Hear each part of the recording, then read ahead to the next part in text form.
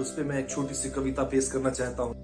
आओ चलो चल के आगाज करते हैं, जो चल रहा है उसे छोड़कर एक नई शुरुआत करते हैं। अभिव्यक्ति की आजादी की लड़ाइयां तो हमने बहुत लड़ ली, आओ चलो मिलके राष्ट्रहित की बात करते हैं और राष्ट्रहित की बात करते हैं मिलके। आज के दिन हमारा संविधान बन के रेडी हुआ, जो कि पूरे देश में लागू हुआ 26 जनवरी 1950 को, और 26 नवंबर 1949 को ये संविधान एक्सेप्ट किया गया, स्वीकार किया गया। संविधान की आवश्यकता क्यों पड़ी हमको, जब हमारे देश में तरह तरह के धर्म जाति और जातियों में बटे और भाषाओं के आधार पर बटे लोग, तब हमको अनुच्छेद 14 विधि के समक्ष समानता, धर्म जाति के आधार पर, किसी चीज के आधार पर, इसलिए संविधान हमारा बनाया गया।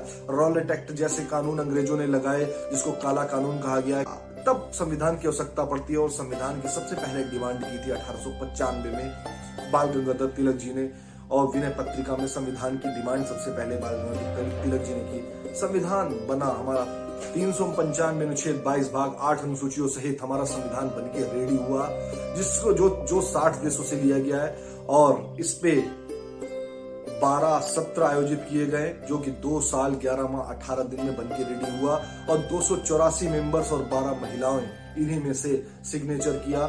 सिग्नेचर करने के बाद पूरे देश में 26 नवंबर 1949 को स्वीकार किया गया, एक्सेप्ट किया गया, और 26 जनवरी 1950 को पूरे देश में लागू किया गया। और प्रारूप समिति के अध्यक्ष डॉक्टर भीमराव अंबेडकर जी थे, संविधान शिल्पी भी अंबेडकर जी थे, और संविधान बनाने में बाबा साहब भीमराव अंबेडकर जी का बहुत बड़ा योगदान था। और उन्होंने स्वयं ऐसी यातनाएं सहन की। उसके बाद में संविधान में उन्होंने बहुत से आरक्षण, रिजर्वेशन किया छोटे तबकों के लोग, जो दबे कुचले शोषित लोग हैं, उनके लिए। मैं आज उनका इसीलिए सम्मान करता हूं कि आज ऐसा नहीं कि हर एक जाति वर्ग में लोग गरीब हैं, ब्राह्मण समाज में भी लोग गरीब हैं, और ब्राह्मण की उच्च समाज में उच्च जो पूंजीवादी पैसे वाले लोग हैं, वो ब्राह्मणों के छोटे लोगों को भी दबाने का प्रयास करते हैं। तो बाबा साहब ने सबके लिए आवाज उठाई, वो केवल एक वर्ग के लिए ही आवाज नहीं उठाई। और sir B N Rao ji का भी बहुत बड़ा योगदान था संविधान बनाने में। बी एन राव जी संविधान सलाहकार नियुक्त किए गए, और बी एन राव जी का म्यांमार का संविधान बनाने में भी बहुत बड़ा योगदान था।